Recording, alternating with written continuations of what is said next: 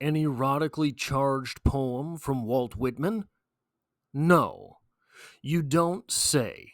Welcome to Strip Cover Lit, where we squeeze the bigger picture out of literature. I'm Adrian Ford, and we are here for another poetry discussion, which will take place in three separate playlists here on the channel. Number one, the Walt Whitman Poetry Discussion playlist. Number two, the Song of Myself playlist, going verse by verse through Song of Myself by Walt Whitman. And number three, the Poetry Discussion playlist.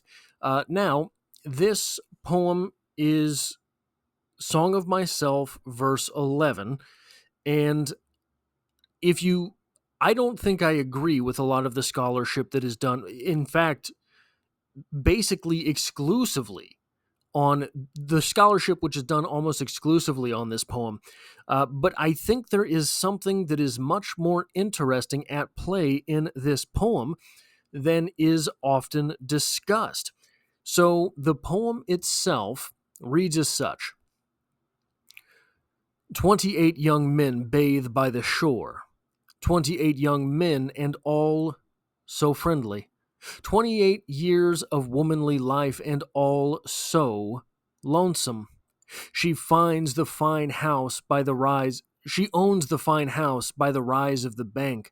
She hides, handsome and richly dressed, aft the blinds of the window. Which of the young men does she like best? Ah, the homeliest of them is beautiful to her. Where are you off to, lady? For I see you. You splash in the water there, yet stay stock still in your room. Dancing and laughing along the beach came the 29th bather.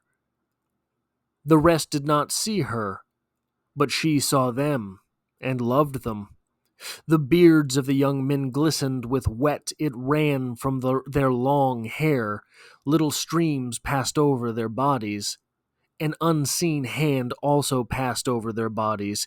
It descended trembling from their temples and ribs. The young men float on their backs with their white bellies. Their white bellies bulge to the sun. They do not ask who seizes fast to them. They do not know who puffs and declines with the pendant and bending arch. They do not think whom they souse with spray. Now, this, in addition to being one of the most read poems in A Song of Myself, I think is also one of the most discussed. Although almost all of the discussion about this poem that you will find, all of the criticism, all of the talking about this poem, this verse, is that it is homoerotically charged. I mean, okay, Whitman's sexuality is often discussed as well, and I think that is why all of the discussion around this poem seems to be that it is homosexually, erotically charged, as opposed to just being erotically charged. Whitman himself never claimed to be gay, and it's, you might say, well, no, of course not. The time in which he lived, that would not have been a fashionable thing. That would not have been an okay thing. He would have faced all sorts of backlash for that. And yeah, that's true. But Whitman was also very much open to questioning religion as well. So to say that he was not, and to say that he was averse to that which would cause backlash is patently false. The erotic nature of this poem would also have been very scandalous in the world where Whitman lived, in the time that Whitman lived. So his sexuality is discussed, though Whitman never said he was gay. All we have are secondhand sort of claims, people who say that they were intimate with Walt Whitman, which, okay, I'm willing to accept that Walt Whitman was probably gay. That does not make this a gay poem. Is that interpretation there to be had? Absolutely, 100% it is, but that interpretation is extraneous to the poem itself. That interpretation has to depend on biographical criticism of Walt Whitman. You have to take into account the author himself in order to get to that interpretation. I think that it is perfectly interesting about this poem to talk about it as it is. Why? Well, because there is another truth roiling beneath the surface here. The truth that female sexuality is hidden and private. Female sexuality is not allowed to really take place. Well, the wonderment of female sexuality, the fantasy in female sexuality, the longing, the lust of a woman, it's not allowed to be in this world. And we see that in this poem because the observer here, so just to get into it, the woman here is watching 28 men bathe in the river, the lake, whatever it is.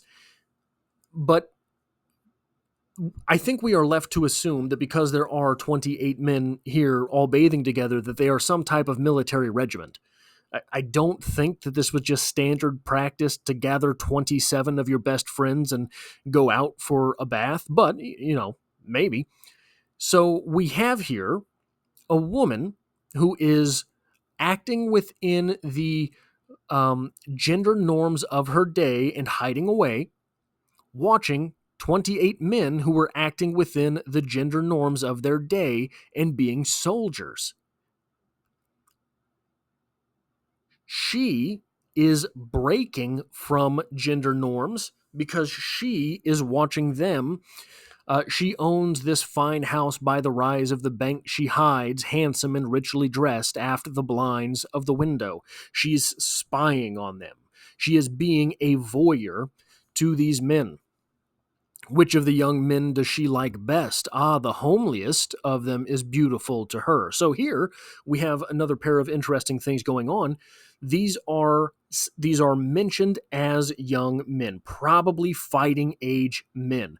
Probably you're looking at, 18 to, well, in the Civil War, your age, 18 I don't think was a thing because there were men being put into this war that were all sorts of younger than 18, but we'll just say, for ease of conversation, 18 to, we'll say her age, 28.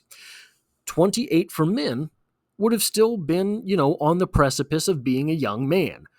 For a woman at 28 at this time, she would have been considered an old maid. Maybe. We know that she is by herself. I don't know that we have any reason to believe that she is single. Well, she's lonesome, but that could be because her husband would be away at war as well. Whatever is the case, she is by herself in this. So there's two things there that are talking points. One, a woman at 28 would have been an old maid.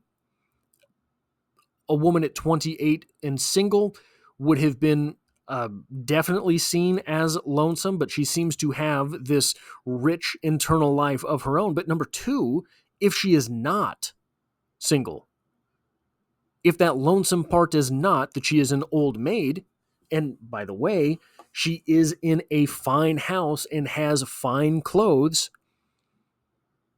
then maybe she does have a husband, and she is in this fantasy all the same.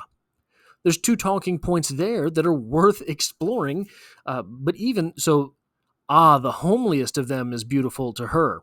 Is this because she is so lonesome and a quote unquote old maid, or is this because she is so fervently alone in her sexuality, whether she is married or not, that even the quote unquote homeliest of these young men is attractive to her? Where are you off to, lady? I'm not 100% positive, but I believe the word lady would have been a choice term to use for a woman who was an old maid, as it is not my terms, the terms of the day, right? But Lady, I think, would have been more for a married woman. You splash in the water there, yet say stay stock in your room. She is fantasizing herself among them. Dancing and laughing along the beach came the 29th bather. This to me suggests that she is in a loveless relationship or a sexless relationship, not that she is an old maid. Why? Because she has that longing and it is not shameful. She is imagining herself in that situation with those men joyfully. Whereas I think it would be more readily available, more readily sort of conceptualized that if she were in this place which was difficult in society, being an old maid would have been something which was outside the gender norms, and because of that, sort of a shameful place. Not saying that it should have been, but it would have been. So if she were a quote unquote old maid, I think that this would have been a darker fantasy than it is in her practice. I think that it would have been more of the fantasy would have lent itself more closely to relief, right, of finding a lover, finding a man for herself.